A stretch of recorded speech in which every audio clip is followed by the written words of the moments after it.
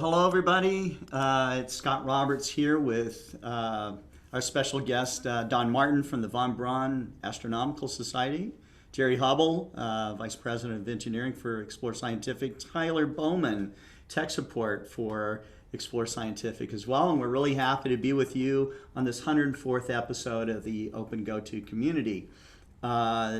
We got a lot of ground to cover today, so we're going to go ahead and get started with Don. Don is the president of the von Braun Astronomical Society, and on November 20th, we will be co-hosting the club, and Explore Alliance will be co-hosting the Global Star Party. And so this is the first time really for us to co-host it with a club. So I think this is really cool. But what's even more cool is that the von Braun Astronomical Society has a lot of historical background and was started, I guess, by Werner von Braun. Is that correct? That is correct. Werner von Braun was approached by a high school student, and he said, "I'd like to start an astronomy club. Would you be willing to help me out?" And so he managed to pull together a team of rocket scientists, Wilhelm Angela and Ernst Stullinger, and a few people like that. And they started this astronomy club. They collected the money they needed to buy I think it was a 16-inch telescope, and they put together an astronomy club. And I think there were 20 people present at the first meeting. And so, Huntsville is where von Braun and a lot of the German rocket scientists came to start the Marshall Space Flight Center. Oh wow! And when they got here, they started this astronomy club at the request of this student. And one of the next things they did was to start. Well, they found land on Monte Sano State Park in downtown Huntsville. They put up an observatory building. A few feet away from that, they built a planetarium.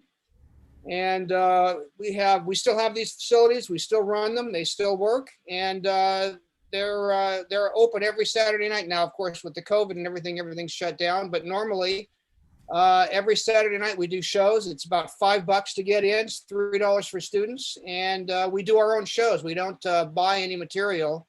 Oh wow! We have people who do their own presentations, and then afterwards we have an observing field. And every Saturday night, we do, if weather permitting, we do a star party. So we have star parties literally every Saturday night, if it's clear, up in the state park. Every Saturday night. That's great. That's great. Yeah, every Saturday night. The Astronomical League has a program for outreach now. Yes. And I think we had about 20 members that got that program. Like they submitted them all at the same time, and they got about 20 people to go through that. Oh, that's wonderful. So the Werner von Braun Astronomical Society is a astronomical league club. Is that right? Yes, we are. We do a lot of work with the Astronomical League as much as we can. I'm active in the Astronomical League as well, so I work their programs. Wonderful, wonderful. So what's going on with the club today? You've had to deal with the pandemic. You've had there's been a lot of changes in that regard with clubs and activities. How is club membership holding its own? Are you able to get more people to join, or has there been a loss of members? Well, what we've been doing is, like everybody, we've been going to Zoom meetings. So we've been doing Zoom meetings. We meet on the third Friday of the month. So we've been turning those into Zoom meetings, and we have people.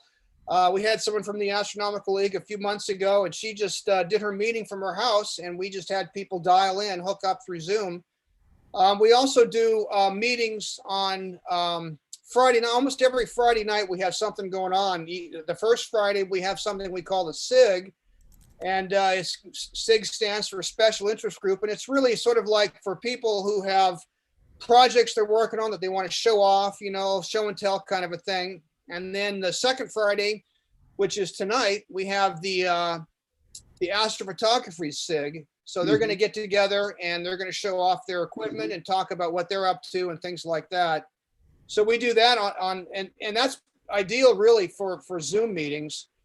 We did an Astronomy Day presentation. We did it virtually a few weeks ago, and we actually picked up 3 or 4 members from that. So the Zoom stuff, it's not really been hurting us. Yeah, that's very cool. That's great. That's great.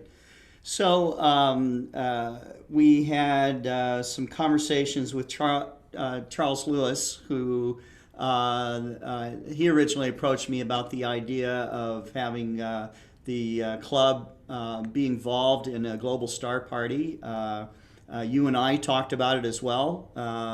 So, I'm very, very excited about this because I know that you guys have a great organization. And you were mentioning something about a 21-inch telescope. Is that right?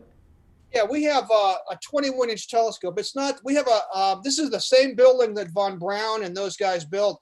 They actually, like I was telling you earlier, we have photographs of von Braun with his shirt off, stacking bricks, arranging the dome to be dropped, to be set in place and things like that. He's out there with a shovel digging trenches and stuff like that for the latrines. And we have a 21-inch that has been that we have installed in there, and it's been out of commission. It was out of commission for a lot of years, and then about 7 or 8 years ago, we began to refurbish it, and now we're at a point where we're going to put some direct drive motors on it. We have some absolute encoders. We spent a total of, I think, about $13,000 on the refurbishment. Okay. So it's really a big project for us, a big deal. Yeah. And we've got a couple of local companies, Teledyne Brown and DRM Engineering, that have been building parts for us. So we've got some local support. There's a lot of engineering in this town. I bet. I'll bet. Yeah. So we've been very fortunate to be able to keep things moving along despite the shutdown. That's cool. So we will get started, with this global star party with the von Braun Astronomical Society. Don Martin will be actually my co-host for the event, and he's creating the schedule. If some of you who are listening want to be involved in this December 5th event, November 20th event. Sorry, I'm getting some dates mixed up here because we have a December 5th event with the Astronomical League, which I'll talk about later. But the November 20th event, please get in touch with me, and we can. I'll share what you'd like to share with Don, and we'll go from there. So, but let's talk a little bit about you, Don. How did you get involved in all of this? You mean in astronomy generally? Yeah. Well, I grew up in the 60s, and when I was, I want to say 8 years old, my parents bought me a little 60-millimeter refractor, which is probably the story that a lot of people my age can tell you. It was a Mayfair. I think it was a Mayfair. And, I didn't really know anything. And then the other thing that happened was, I think another thing that happened was I was at the library at my school, and I found a book by Patrick Moore on amateur astronomy. Oh, wow. Okay. And so, all of this stuff, it just like little pieces came together, and it began kind of rolling together. And then so I didn't really know all that much. With a 60-millimeter refractor, living in Southern California, there's not really a lot of opportunity for doing any kind of deep sky stuff, right? That's not a galaxy killer. Mm-hmm. So at some point, my mother was in Las Vegas, and she won like $200 playing Keno, and so she ended up taking that money and buying me a 6-inch Criterion RV6. Wow! And that was the one that really got me going on it. So because that's a big enough scope that you can actually get out and do stuff. But then the difficulty was getting out of Southern California far enough that you can actually see stuff. Sure. But sure. So you started that was California. A big deal for me. And what brings you to Huntsville? What now? What brought you to Huntsville, Alabama? The Marshall Space Flight Center. I moved from Southern California to Tucson. Okay. And that's where I met my wife. And then 10 years ago, we moved out here to Huntsville, Alabama, for work, because there's a lot of engineering work out here. I'm an engineer. My background is in physics. I have a master's in physics, and I've been into astronomy, like I say, since I was about 8 years old. So Oh, it's wow. it's always been a part of my life. It's a little Sure. ironic that in Tucson I didn't do more scar parties, but Yeah. that's the way it goes sometimes. I'm just busy with the family and all of that. Oh, But sure. now I can do it. I have a little bit more time and I can get into this stuff now.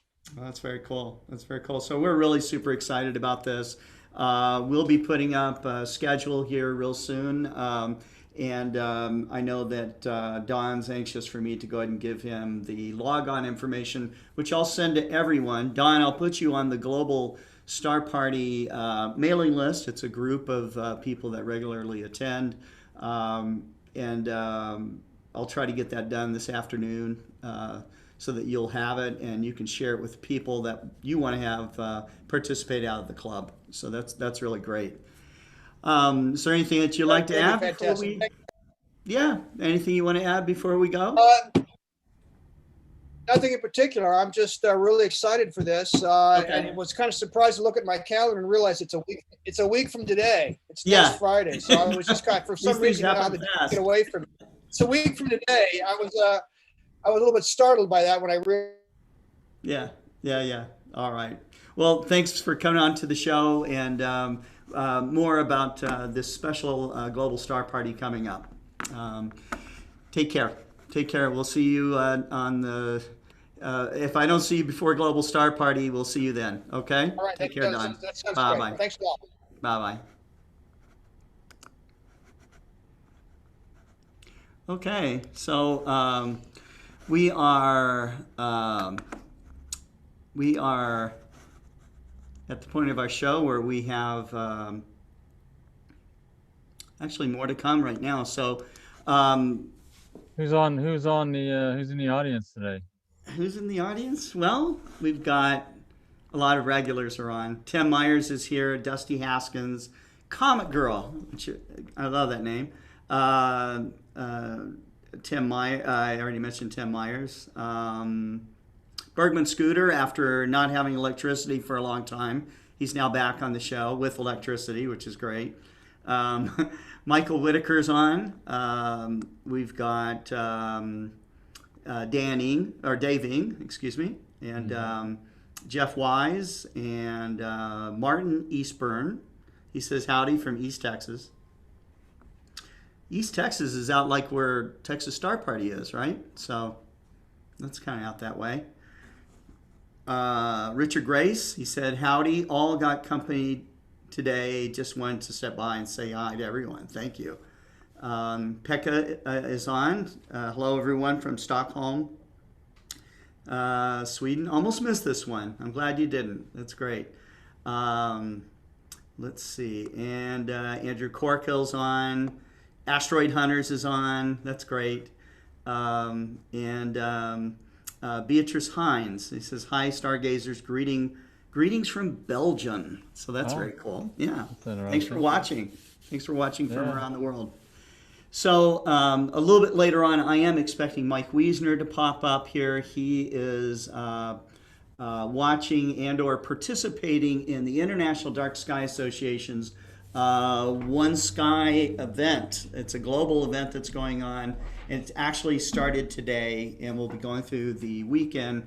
So if Mike can tear himself away, he'll update us as to what's happening. Apparently there's some great speakers on this particular event, and if you support the idea of dark skies, you should support the International Dark Sky Association. So That's another virtual conference that's going on. yeah, that's right.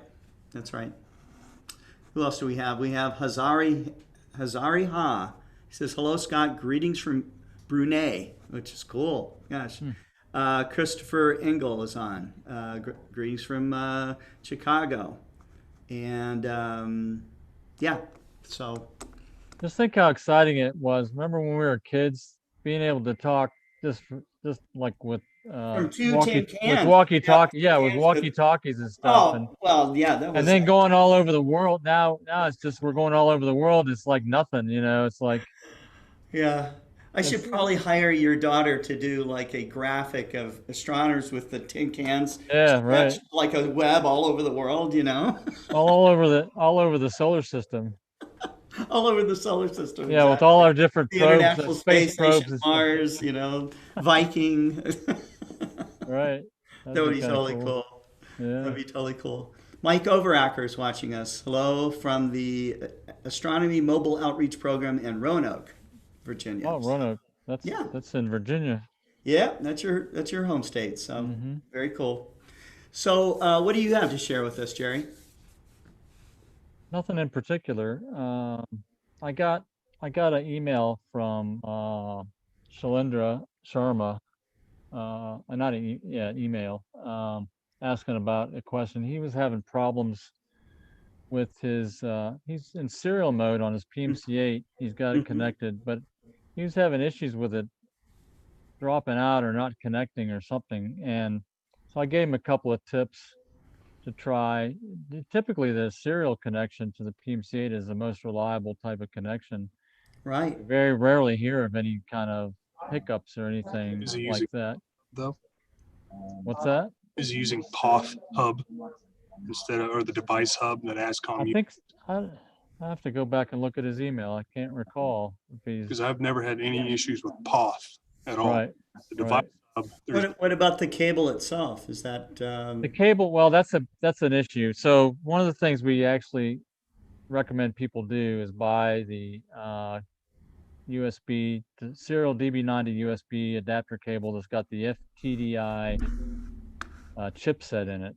Um, not and typically people come up with and say, well, mine's got the prolific chipset, and the prolific chipset has got issues.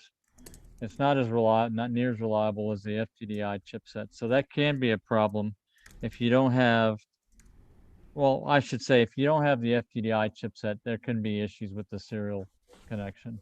mm-hmm. Oh, okay. I just saw your Oh, chat message. I'll dig yeah, something up. I'll dig something up here in a yeah. minute. Okay. All right. But yeah, um, but overall, so that's what I suggested to him to check that stuff, and he said he was going to keep an eye on it. He says it does connection, but it drops out, and that doesn't make any sense to me a lot with in terms of the serial port. Right. Typically, that's really pretty reliable. Now USB, now in general, USB hubs can have problems, and you'll have some weird things happen. So that could be part of what he's having an issue with. If he's using a hub to connect all of his devices to his computer, if there's not enough power, if it's not a powered hub, you can have dropouts with the communications also. So that could be an issue. I didn't think about that earlier. Mm-hmm. So, hmm Right. So, but is there like a chip or anything that, let's say something died in the PMC8?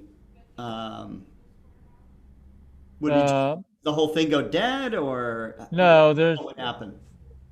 so the interface, the serial interface to the PMC8 microprocessor, microcontroller is actually a little interface circuit that Mm-hmm. for the RS-232 interface, and then it feeds directly into the chip. So the whole, I would have to say that the whole processor would have to die for the communication, for the hardware communications to fail on that.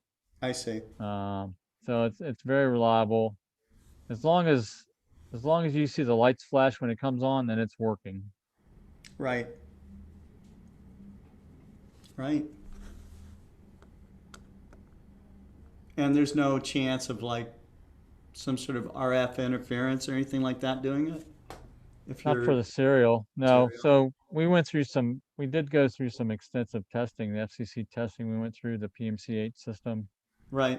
um, that that um, we did emissions testing for radio RFI emissions, radio Yeah. frequency.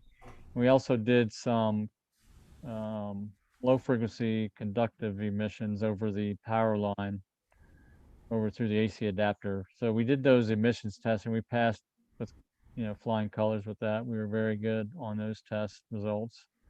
So no, there should now we test all we tested for was emissions, which means we tested for the PMC8 causing issues with your TV or radio or whatever. Those are the emissions tests. The susceptibility testing we didn't do. We didn't pay for that. We didn't want to spend money to test to see if people could jam or screw up the PMC8, Yeah. okay, from external signals. We didn't test for that because we don't.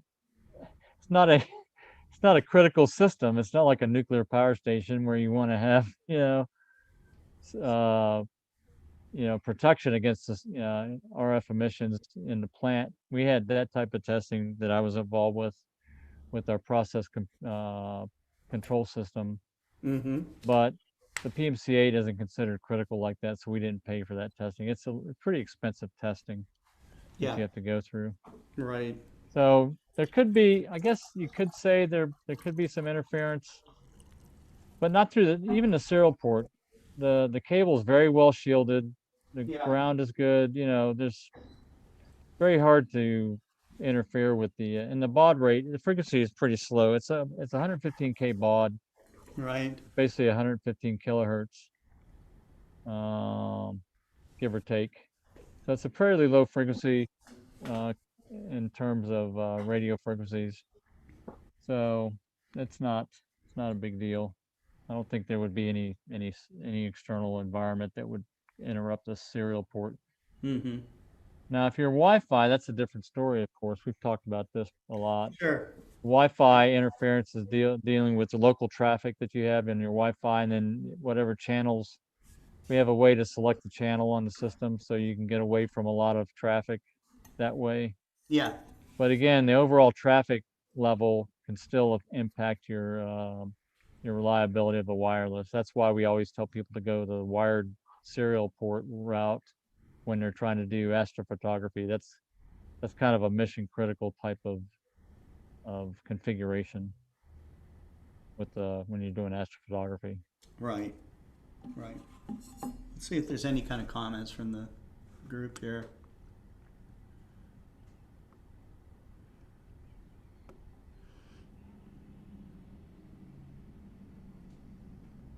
Someone's wanting a good resource on good shrink tubing. It's cool these days now how you can, Beatrice says it's cool these days how you can so easily communicate with everyone all over the world thanks to the internet. That's true.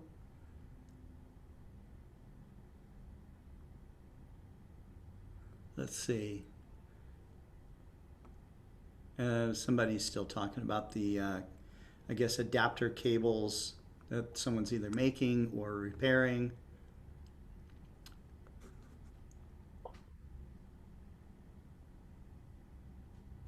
Yeah. They're talking amongst themselves, Jerry. Yeah, yeah. Right?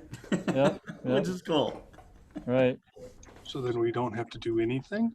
You just stand here. Yeah. Like Yeah, we'll the, just you know, sit like here and those cardboard things at baseball games, you know? that's right.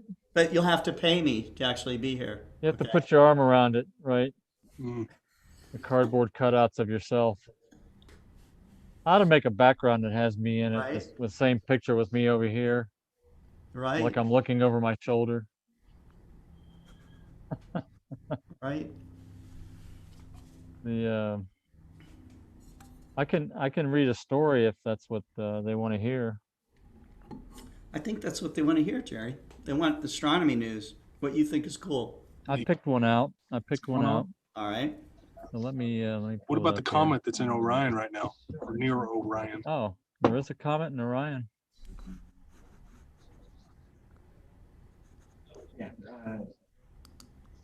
Can y'all see that?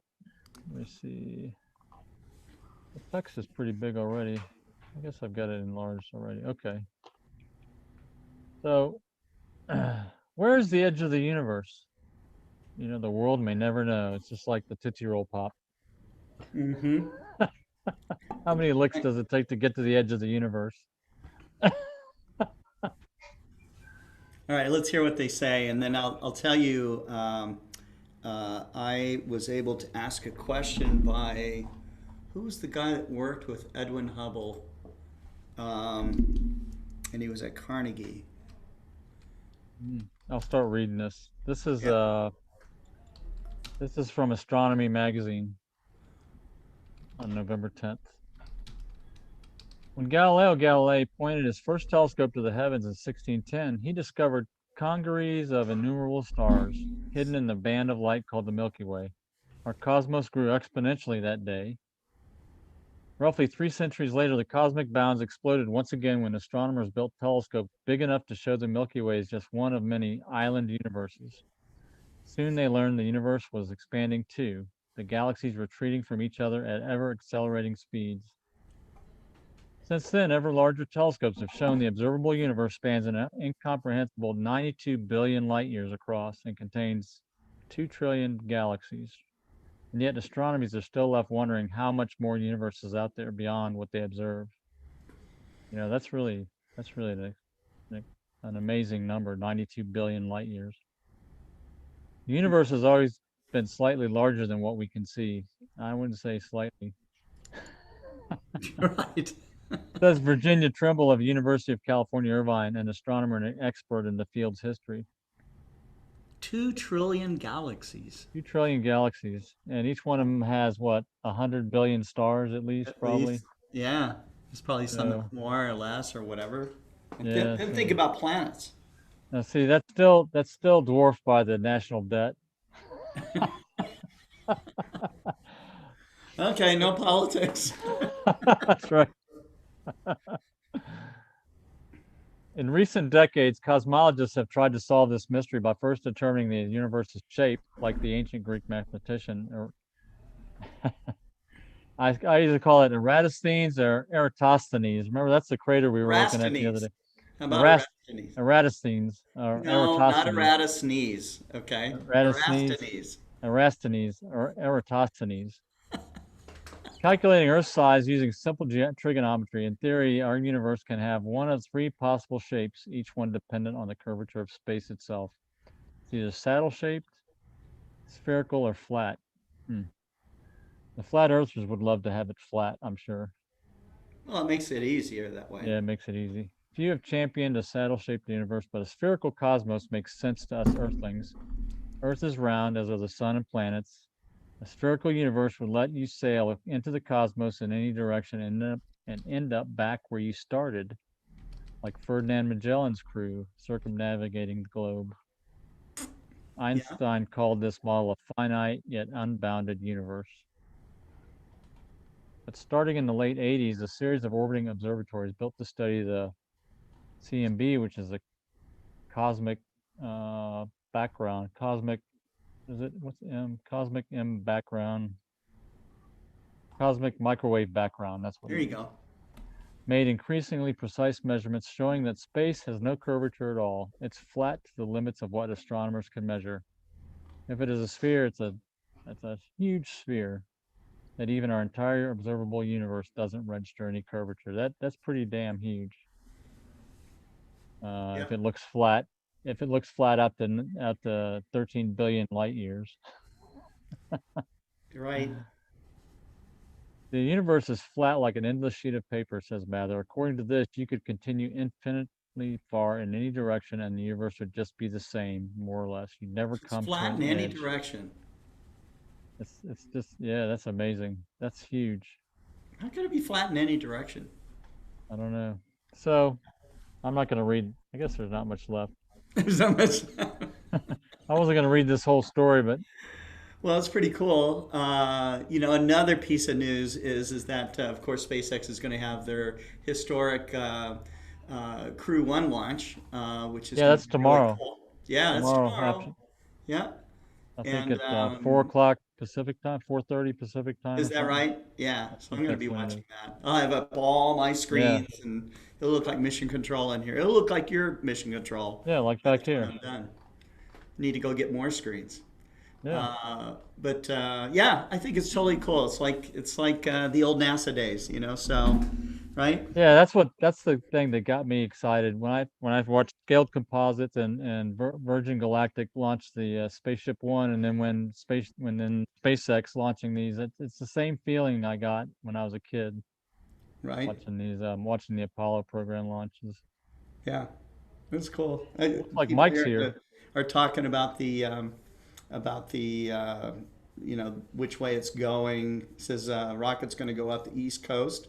So if you're close, go out and see as it travels north. That's cool. That's very cool. I've seen rocket launches from far away, and I've seen one up close. It was the last space shuttle launch, and that was Oh, that's cool. I was had a press pass for that one, so that was That's like as awesome. close as you could get, I guess. I So got to see the shuttle fly up the East Coast when it was going to, and also I got to watch the shuttle as it undocked from the space station overhead. That was kind of yeah. cool too. Oh, But that's I very watched the launch and it went up the East Coast and it was just like, airplanes, you can tell they're just going across the earth. This yeah. thing was going that way. You could tell it was going that way. It's going into space. Yeah, you could tell it was going up into space. It Right. wasn't an airplane. It was awesome to see it. Hmm. Oh, cool.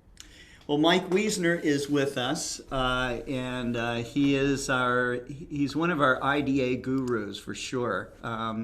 Mike has given us presentations about dark skies, and you've been watching the One Sky conference, Under One Sky conference that's been going on. How's it going, Mike? Well, actually, the opening session just ended, Okay, so it was perfect timing to come home with you at this point. great. It was a great opening session. Mm-hmm. Kelly Beatty, who many of you know from Sky and Telescope, he is the master of ceremonies. Today's keynote speaker was Dr. Annette Lee. And Scott, you've got to get her on one of the shows or one of the star parties. Yeah, I'll write her. Her talk, there were people who were in the chat room saying Yeah. her talk was causing tears in their eyes. She talked about the Native American cultures and their connection to the night sky Oh, and very cool. how people came to be because spirits up in the night sky came down to the earth. And so constellation patterns are all sort of defined on these stories relating to this connection to the night sky. And of course, with light pollution being so rampant in many areas, we're losing that connection that we have to these spirits up in the night sky. Mhm. And so her talk was just absolutely incredible in how we relate to what we see up in the night sky and how it impacts us as human beings. Mhm. And touching upon all the rest of the environmental issues of this with the animals and wild and trees and plants. And she also touched upon the fact that as COVID-19 has demonstrated, we are all sharing one air, the Yes. atmosphere of the earth. Yes, that's true. It's true. And so she made the tie over to sharing one sky. Just an awesome keynote presentation. The session was recorded. It Good. will be available on the IDA YouTube channel. It'll Okay. also be available on Facebook as a recording that you can go back and watch in around about 90 minutes today. You can register for the rest of the sessions, which will be tomorrow, if you just go to darksky.org. And up at the top of that Put that- page is a little banner about the conference, the annual general meeting, as they call it at IDA.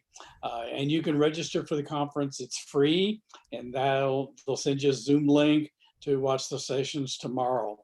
The sessions are international. Very early United States time tomorrow morning, like at 1 a.m. or something like that. There'll be sessions from the other hemisphere. And so those are going on. When you get that email from IDA after you register, you'll see the schedule and you can join on any of the sessions that you want to. The United States session is tomorrow afternoon. Hmm. Let me check that real quick. There's two sessions tomorrow. Yeah, the American session is at 11 o'clock. Let's see, that would be what is that? 10 o'clock Pacific time, or 1 o'clock East Coast time. And then there's a breakout session that's going to happen about 90 minutes after that. And then the closing will be at 3 o'clock, or excuse me, 1 o'clock Pacific time, 4 o'clock Eastern time. I think those are right. But that'll all be in the email that you receive if you do get registered. So definitely something to go check out. One of the things that was mentioned in the keynote talk was Dr. Lee's website, which is Native Skywatchers. That's at nativeskywatchers, all one word.com. You can go there, find what they're doing, a lot of the stories, a lot of the video stories, I believe, of the Native elders from the various tribes and the Native American cultures. There's also star charts with all of the Native star patterns put onto there, which would be really kind of cool to go off and look at. So definitely a worthwhile conference to attend.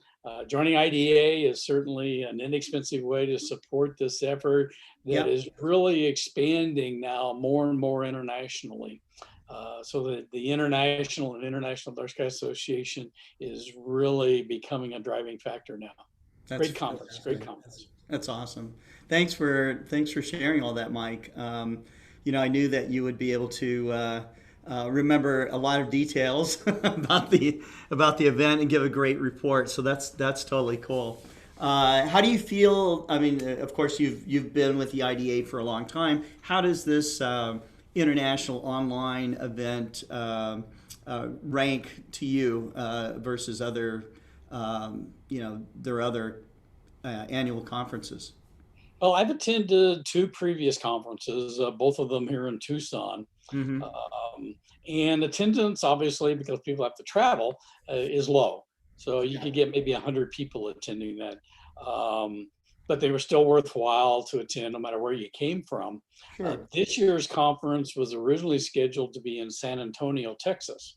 And so there were going to be people from more in that part of the country that would have been attending, but they do get worldwide attendance. The nice thing about this virtual conference, thanks to COVID, was they had people from all over the world. I heard two different counts. One was 500 and one was over 1,000 live attended for the conference.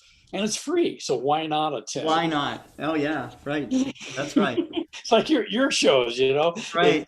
It's so worthwhile. The price is right. You learn a lot. And same thing with this IDA conference. Right. Well, so if you're an astronomy club president or someone that's very active in your astronomy club, you should consider doing things like putting on these virtual type of events, because your club will get more exposure.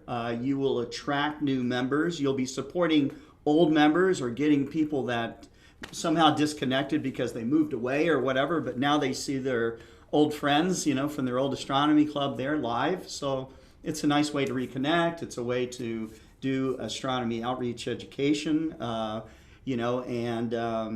to stay current with what's going on in today's world of amateur astronomy. So I give a strong recommendation for that.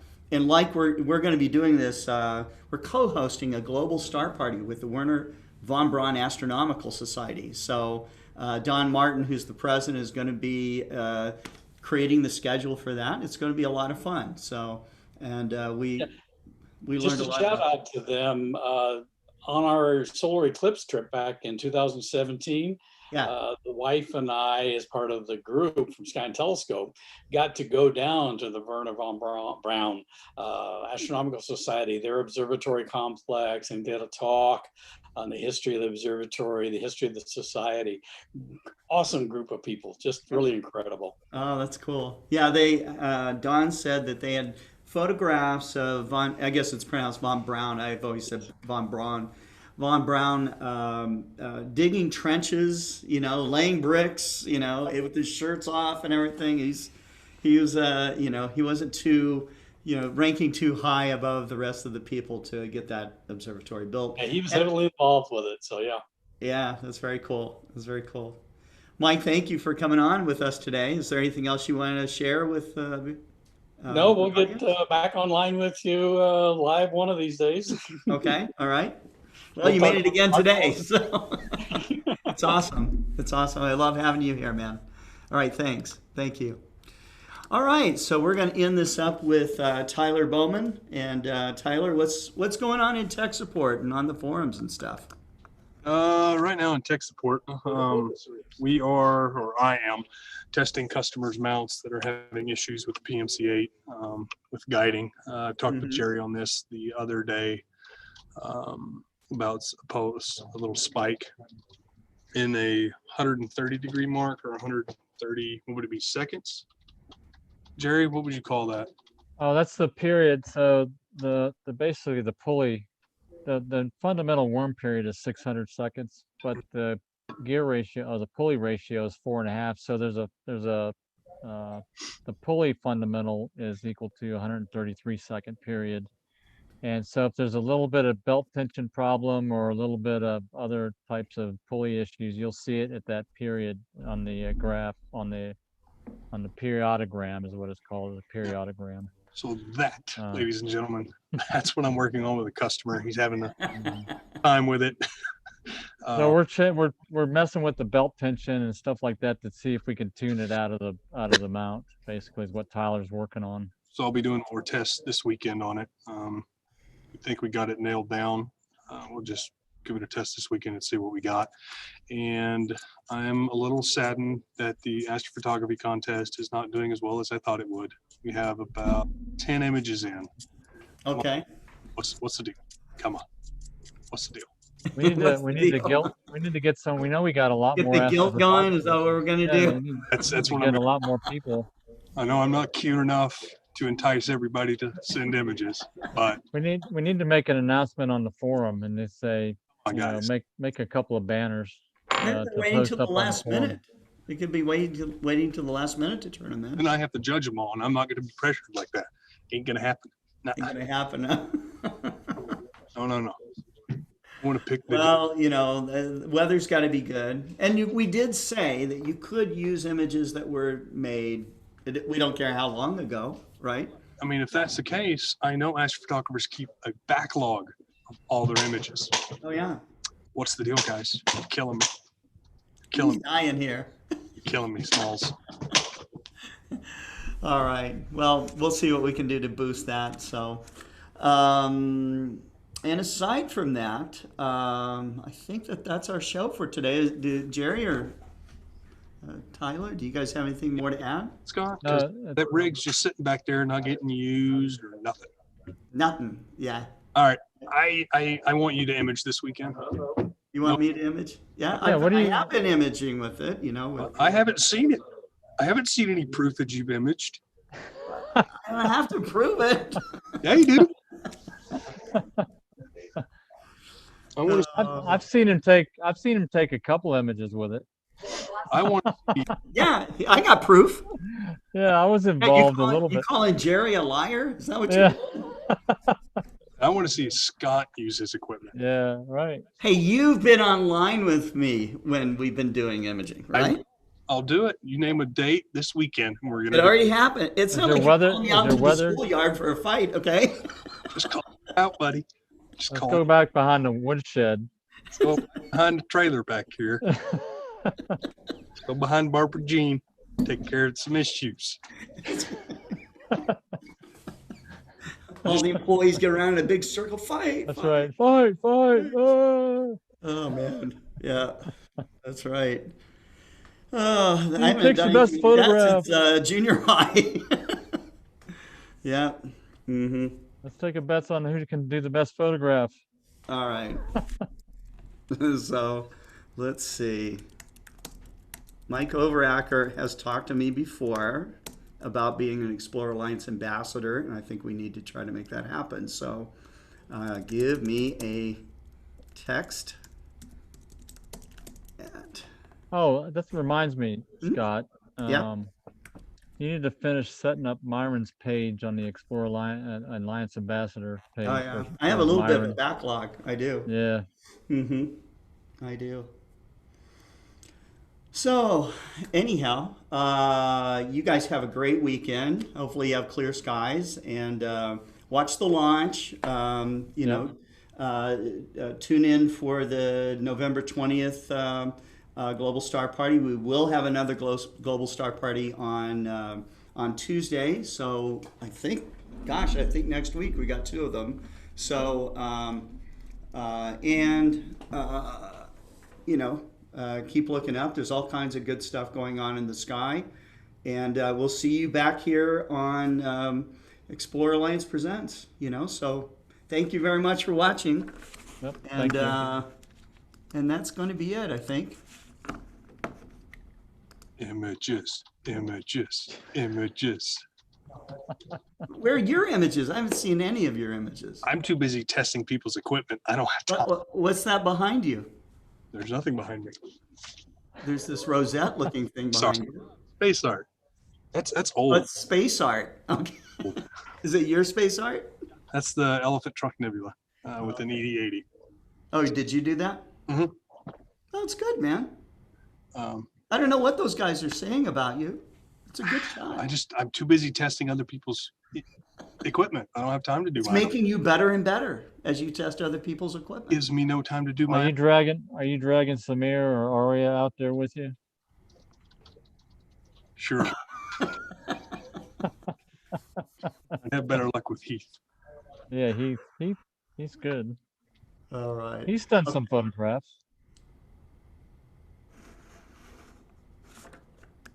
Yeah.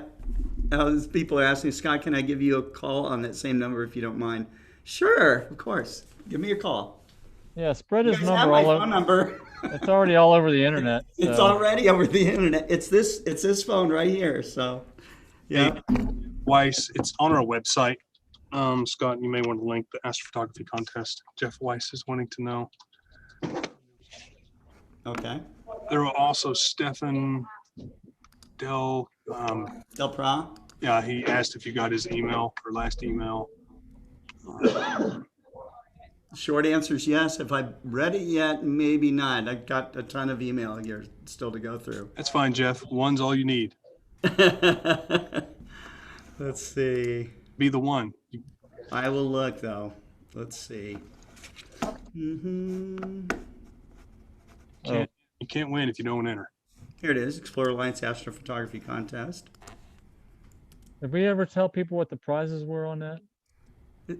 Isn't the grand prize like a new car or something like that? Brand new car. Brand new car. No, it's not a new car. It's an Airstream. It's not that either. That's-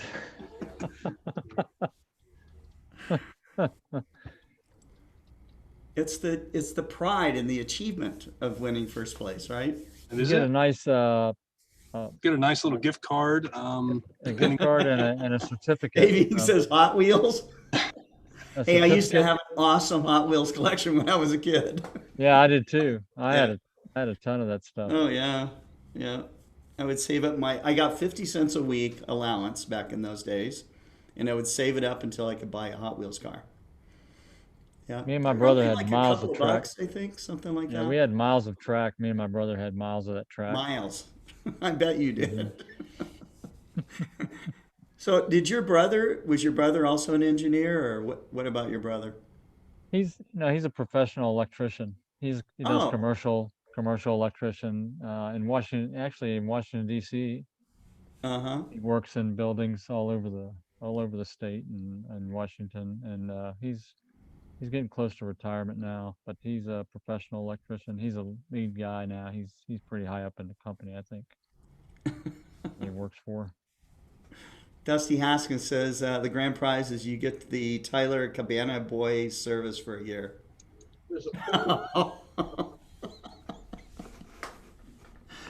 These guys kill me. Let's see. I just left you a stalker message on your phone, Scott. Great. Some heavy breathing. Heavy breathing. Right. That's right. Mike says he still has his Hot Wheels track. Now, the way I remember, it would fit together that there were like these Yeah, tongues that yeah, slid right. in these slots. Little And tabs, right. yeah, but sometimes the plastic on where the edges of the track was would get bent, and like your car would, if it was like going on the side, it would hit that and then flip over. And Right. Remember the little supercharger things, the little battery powered things with oh the yeah, the wheels that would wheels that speed would up, that would push spin them. it out, right? Yeah, it would push them out. I had a couple of those and all that, and then push it around the track and the loops and stuff. And Right.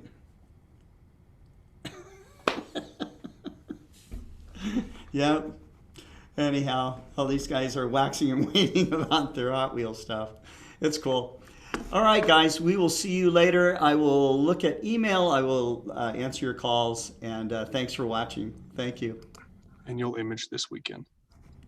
And I'll image something this weekend. I'm not sure what it will be, but we'll do it. it's new moon this week, isn't it? Is it? I think so. I think today or tomorrow or something, maybe, or yesterday. So you don't even have to use a filter. You get out there and, well, you will because you're in the city. It's not like I'm in New York City or something. No, but you're right near a bright light. That's true. Hi guys, this is Tyler, customer service rep with Explorer Scientific. And today I'm here to announce that the Explorer Alliance is excited to be hosting the first astrophotography contest to recognize the excellent work of the images of our members' ranks. For this initial contest, we are looking for the best of the best in 7 imaging categories, from deep space objects to planetary, lunar, solar, wide field, time-lapse, and terrestrial. Prizes will be awarded in each category. First place winner will receive a $200 Explorer Scientific gift card, an upgrade in their Explorer Alliance membership, and a 24 by 36 mounted print for their winning image. Second place winners will receive a $150 Explorer Scientific gift card, an upgrade to their Explorer Alliance membership, and an 18 by 24 mounted print for their winning image. And third place will receive a $100 Explorer Scientific gift card, an upgrade to their Explorer Alliance membership, and 11 by 17 print of their winning image. Best in Show will be selected from the first place winners in each of the 7 categories. The Best of Show will receive a 24 by 44 mountain print of their winning image in place of the 36 by 24 first place prize. Entries are being accepted through 6 a.m. Central Standard Time to December 24th of 2020. Now, before each entry, please be aware of the following rules and requirements. Each entrant must be an Explorer Alliance member. If you are not an Explorer Alliance member, it is a free program and we will provide you a link in the below in the description so you can sign up. At least one piece of Explorer Scientific equipment, telescope or mount, must be used in the capture of the submitted image. Entrants must identify equipment and imaging data in the appropriate sections on the form below. Each entry must be the original work of the entrant. By entering, you are stating that the image is your property and the work that you originally have. Although the contestant entry period is through December 24th, 2020, images outside the taken contestant time periods are eligible for entry. Entrants must read and agree to abide by the rules and photo release at the time of submission. These are included on the form below. Entrants may enter more than one photo into the contest. Again, this is Tyler, a customer service rep, along with Explorer Alliance. We really hope to see your astrophotography images, and we can't wait to see what you can produce. Again, this is Tyler. Clear skies and keep looking up.